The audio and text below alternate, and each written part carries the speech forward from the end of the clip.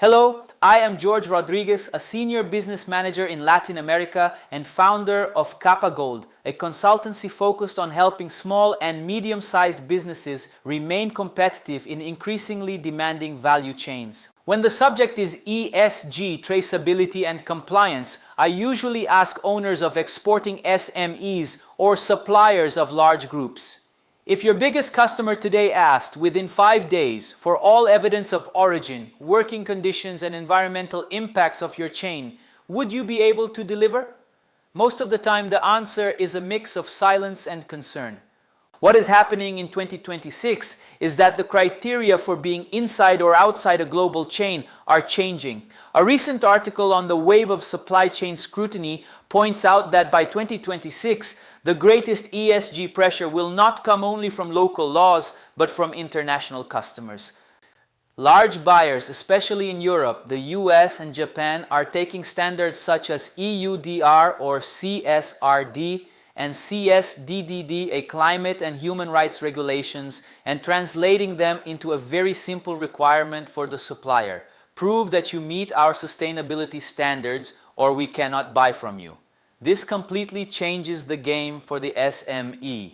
Before, the logic was, if the product works, if the price is competitive, and if you can deliver, the deal happens. ESG was, at most, a generic clause in the contract.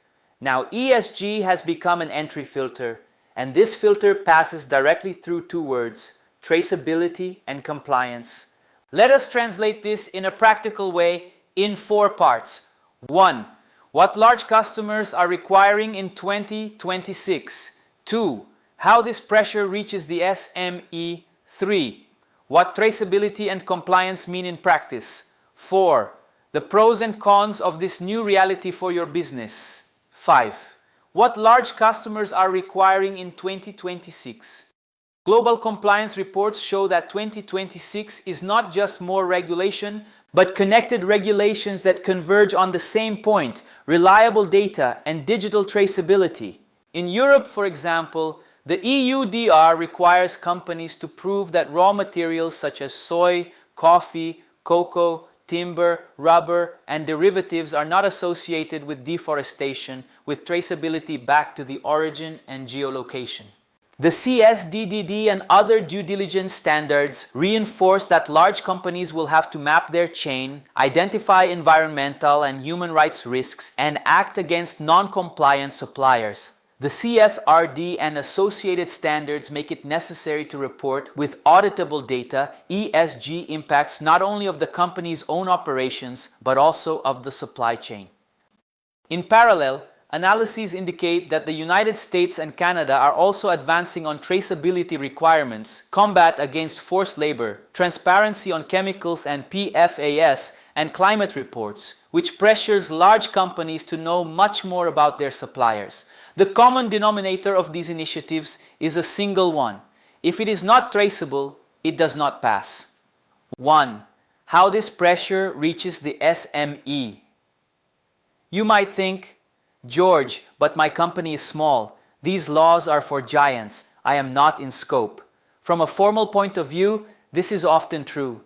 Many of these standards apply directly to large companies with a certain number of employees or revenue. But, as a recent white paper on due diligence for SMEs highlights, this reasoning misses the central point. Even when the SME is not directly regulated, its customer is. In other words, large companies need to prove that they understand and control risks across their entire supply chain, not just the first link. To do this, they start requiring data, evidence, and commitments from suppliers, including SMEs, that help reduce their own risk.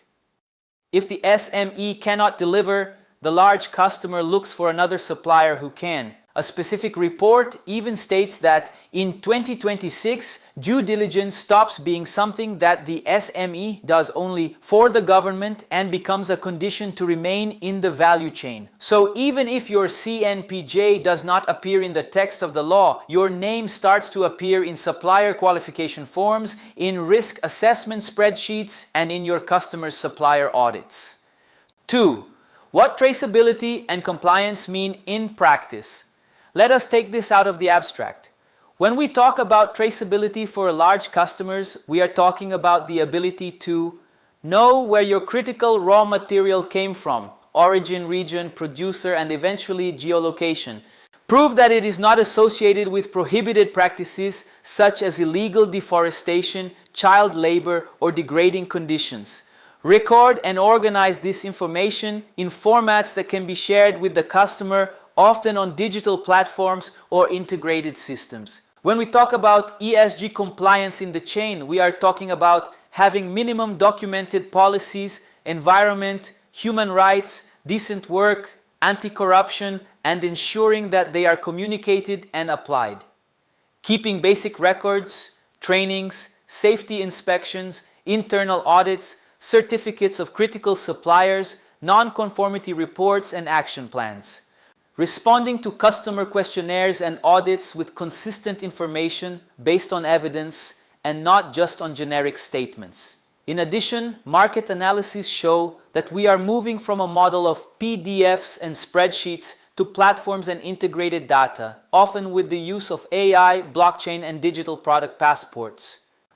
This does not mean that every SME needs to invest immediately in high technology, but it indicates a clear path. Whoever remains 100% on paper will be left behind.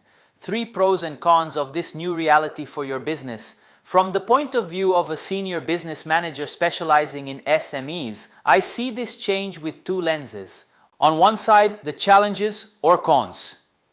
There is an entry cost. Structuring traceability and compliance requires time, organization, and often some investment in systems and consultancy.